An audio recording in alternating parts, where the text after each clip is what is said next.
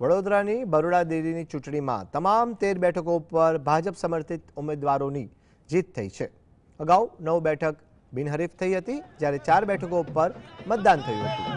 સાવલી અને ડીસર બેઠક ઉપરથી ધારાસભ્ય કેતન ઇનામદારના અંગત ગણાતા સુરપાલસિંહની 5 મતે જીત થઈ, જ્યારે ચાલુ ડિરેક્ટર કુલદીપસિંહ રાવલની હાર થઈ। કુલદીપસિંહને ભાજપે મેન્ડેટ આપ્યો ન હોવા છતાં ઉમેદવારી તેમણે નોંધાવી હતી।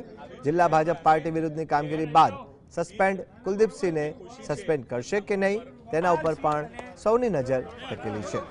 આ સિવાય વડોદરા તાલુકાની બેઠક પરથી પાર્થ પટેલની જીત થઈ, તો ડભોઈ ઝોન 8માં ભાજપ સમર્થક દીક્ષિત પટેલની 27 મતે જીત થઈ।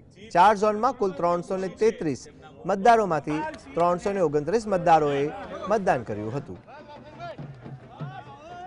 મને ભરોસો હતો કે હું જીતી જઈશ, પણ હવે રાજકારણમાં તો એવું જ હાર જીત થયા કરે। આજે ને તો ફરી સવારે સુરપાલસિંહે કીધું હતું કે એમનો પાપનો ગળો ભરાઈ ગયો છે, 14 મંડળીઓ બંધ થઈ ગઈ છે એમના ના ના પાપનો ગળો કશું ભરાયો નથી।